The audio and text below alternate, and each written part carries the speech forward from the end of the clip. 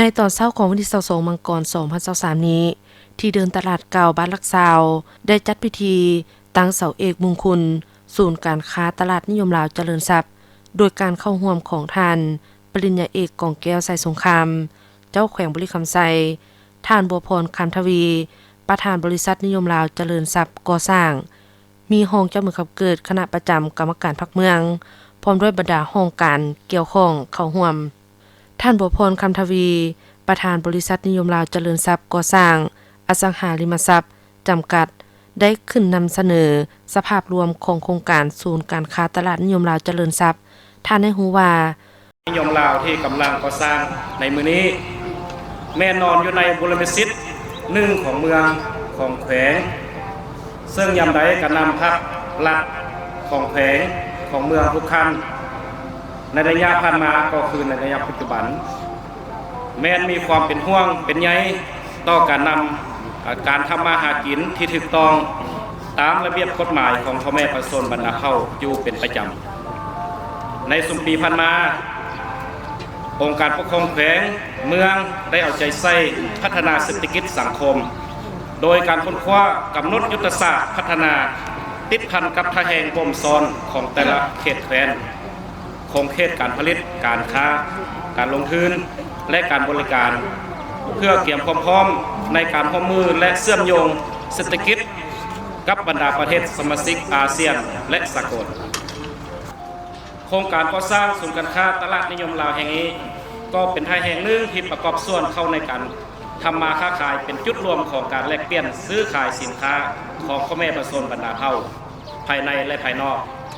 เว้ารวมเฉพาะก็แม่นเป็นบ่อนซื้อขายสินค้าของพ่อแม่ประชาชนอยู่ในเมืองคำเกิดเป็นส่วนหลายโครงสร้างศูนย์การค้าตลาดนิยมลาวประกอบอาคารที่ทันสมัยและมีขนาดกว้าง50 เมตรคูณ80 เมตรมีห้องขาย158ห้องมีบ่อนจอดรถที่สะดวกอย่างน้อย200คันขึ้นไปการลงทุนคาดคะเนบ่ต่ำกว่า46ตื้อกว่าเกตและคาดคะเนการก่อสร้างบ่เกิน30 เดือนให้ได้นำใช้และคาดคะเนการขึ้นทุนอยู่ในที่ปี39และ7 เดือนการลงมือก่อสร้างแม่นเริ่มแต่เดือนมังกร2023หาเดือนกรกฎ2025รวมเวลาการก่อสร้างแม่น36 เดือนตามสัญญาแม่นให้สำเร็จ100%มีอายุสัมปทาน50 ปีจากนั้นก็ได้รับฟังธรรมเทศนาปริตมงคลจากพระสงฆ์9 องค์นังคัสสามิยัมปิสังฆังสละนังคัสสามิอาติยัมปิพุทธังสละนังคัสสามิอาติยัมปิพุทธังสละนังคัสสามิมาทิยามิปานาติปตาเวรมณีสิกขาปะทังสมาธิยามิอาทินาทานาเวรมณีสิกมหาโภควาโหพุทธังธัมมังสังฆังนาสัมภาวะเนียปริมาณังสัญญาโนอัญญวัตสัมมามิโดยตันสตินาทิสัญญาภมะเมตาวิไปขอเอามาตัดเอาทางต้นมันอันนี้เป็นปลายสุดของมันไปสมโพธิอยู่ที่วัดบางแซ่มียาแม่นาลีและก็ครูบาอาจารย์จำนวน250 องค์มันได้สมโพธิมาเรียบร้อยแล้วอันนี้ขอมอบให้ท่านเจ้าแขวงเอาลงตีนเสาอันเสริญลงทางและ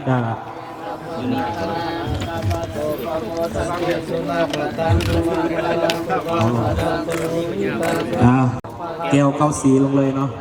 เอาลงเลยก็ได้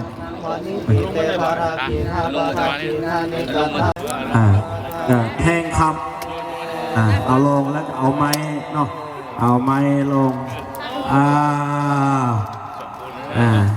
และแทงเงินแทงทองของท่านทองเจ้าเมือง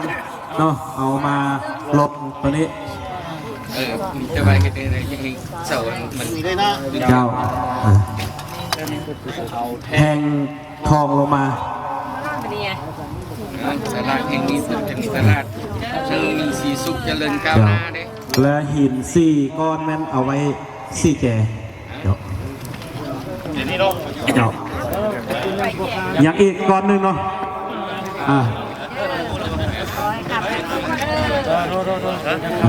พร้อมนั้นทานปริญญาเอกกองแก้วใส่สงคราม เจ้าแขวงบริคำไซประธานบริษัท พร้อมบรรดาทานผู้เข้าร่วม ได้ออกไปตั้งเสาเอก วางเครื่องคำของคุณหลายอย่าง มีทั้งแก้วเก้าสีมณีเก้าแสง ไม้แก่นคูณอายุกว่า100 ปี แผ่นศิลาลึกสลักด้วยหนังสือคำ และพระคาถา8 ทิศที่วางสลักไว้ในแผ่นหิน ลูกนิมิต ตอกเสาต่อมอ4 ทิศ เพื่อเป็นสิริมงคลในการก่อสร้างโครงการในครั้งนี้